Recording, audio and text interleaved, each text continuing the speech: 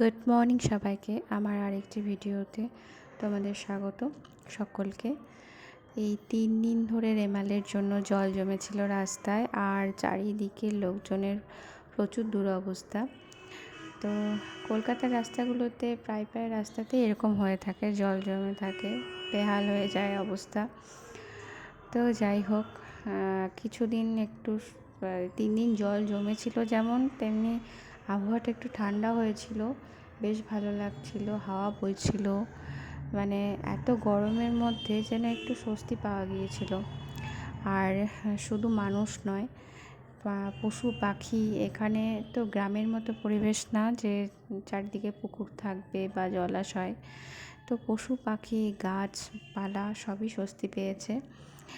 এই দেখো, ঝড় বৃষ্টিতে আমাদের গাছটাও কীরকম সতেজ হয়ে উঠেছে এবং অনেক ফুল ফুটেছে। গাছটাকে দেখেই খুব ভালো লাগছে, মানে ওকে দেখেই বোঝা যাচ্ছে যেন একটা প্রাণ ফিরে পেয়েছে। আর ফুলগুলোও কীরকম বড় বড় হয়েছে। তো বৃষ্টি হলে যেমন গাছপালা দেখতে আমার খুব ভালো লাগে। আমি জানি না কার আমার খুব ভালো লাগে। তো যাই হোক, এসব দেখার পরে চলে গেলাম দুপুরের রান্নায়। তো আজকে এঁচোড় রান্না হয়েছে। এঁচোড় খেতে গেলে না বড্ড দিদার কথা মনে পড়ে। এঁচোড় খেতে দিদা খুব ভালোবাসতো।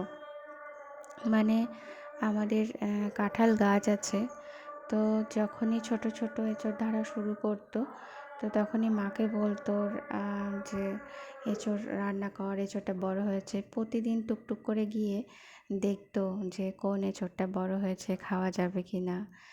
আর সমানে আমাকে ফোন করে বলতো যে গাছে এঁচোড় হয়েছে, তারপরে কাঁঠাল পাকলে কাঁঠাল হয়েছে, চলে আয় চলে আয়, এই সময়টাকে ছোট্ট সময় এখানে থেকে যা, তুই তো আসিস না, তুই এঁচোড় খেতে। আমিও এঁচোড় খেতে ভীষণ ভালোবাসি।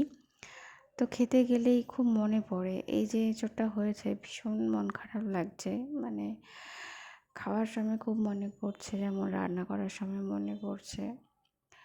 কেন এমন হয় জানি না, আমাদের ভালোবাসার মানুষ কেন চলে যায়, এত কষ্ট হয়, তাদের ছাড়াই আমাদের জীবনযাপন করতে হয়।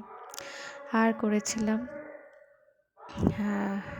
মাছের ঝোল, আর একটু বাইরে বেরিয়েছিলাম, তো দেখলাম একটা ঠেলায় বিক্রি হচ্ছে আর কি। বেশি দূর যায়নি, আমি একটা কাজে বেরিয়েছিলাম, তো আম্রপালি আম বিক্রি হচ্ছিলো দেখে নিয়ে নিলাম। আম্রপালি আমের গন্ধগুলো বেশ লাগে কিন্তু, আর খেতে আমার খুব একটা ভালো লাগে না, তবুও দেখতে কিন্তু বেশ সুন্দর লাগে।